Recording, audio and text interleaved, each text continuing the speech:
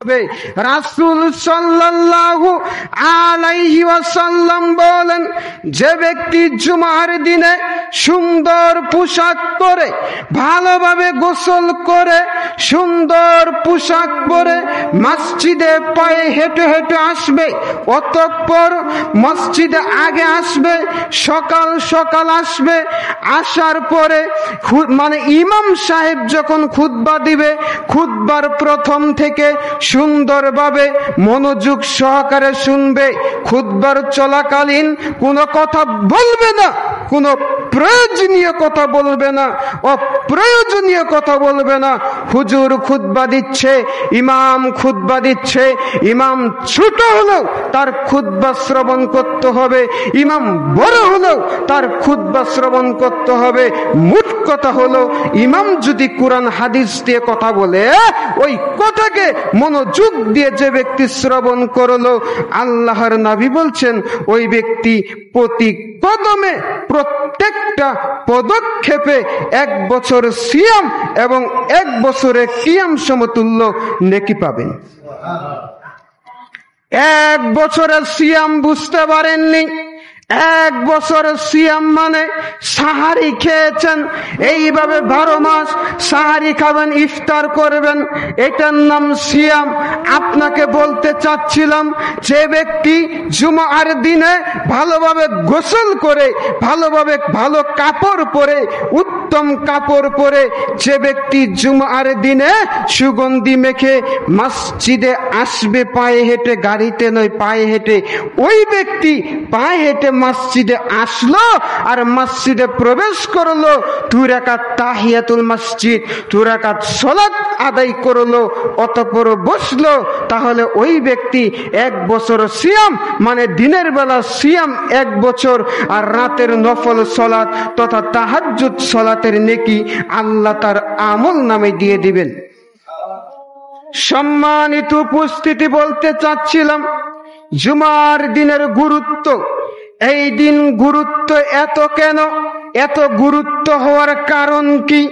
এই দিন আদম আলাইহিস সালাতু ওয়াস সালামকে সৃষ্টি করা হয়েছে। জুমার দিন এত গুরুত্বপূর্ণ হওয়ার কারণ হলো, এই দিন আদম আলাইহিস সালাতু ওয়াস সালামকে জান্নাতে প্রবেশ করানো হয়েছে। জুমার দিন এত গুরুত্বপূর্ণ হওয়ার কারণ হলো, এই দিন আদম আলাইহিস সালাতু ওয়াস সালামকে জান্নাত থেকে বের করে দেওয়া হয়েছে। জুমার দিন এত গুরুত্বপূর্ণ হওয়ার কারণ হলো, এই দিন ইসরাফিল সিংগাই ফুঁক দিবেন, কিয়ামত সংগঠিত হবে। বলছিলাম আমরা তো মানুষ জাতি, উৎকৃষ্ট জাতি, কিন্তু শুনেন, আজকে শুক্রবার, আজকে ছুটির দিন, আপনি আপনার নাতিকে নিয়ে ব্যস্ত আছেন, আপনার বাড়িতে মেহমান এসেছে, আপনি তাকে নিয়ে ব্যস্ত আছেন, আপনার বাড়িতে আপনি সাউন্ড বক্স বাজিয়ে আপনি আমোদ ফুর্তি করেছেন।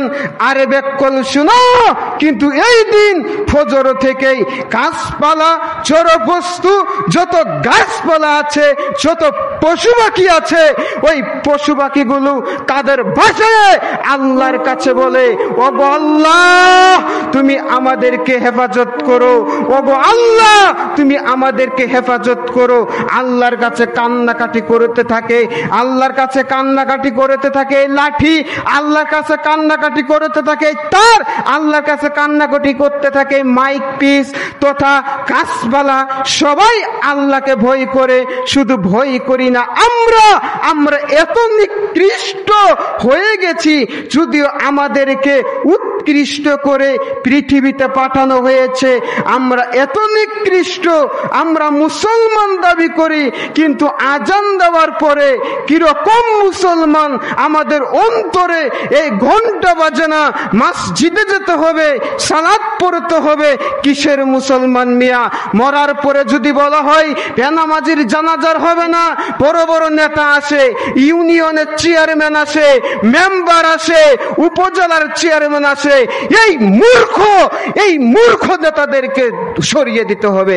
কেননা তারা যদি ইমানদার হতো, 5 ওয়াক্ত সালাত আদায় করতো, তাহলে সমাজে আজকে প্রত্যেকটা সমাজে এরকম আইন চালু করা উচিত, যে ব্যক্তির সন্তান সালাত আদায় করবে না, যে ব্যক্তির মেয়ে সালাত আদায় করবে না, যে ব্যক্তি গার্ডিয়ান তথা পিতামাতা সালাত আদায় করবে না, তারা মারা গেলে তাদের জানাজার করানো হবে। মন খারাপ করছেন আপনারা? কথা বলেন না কেন? হবে না।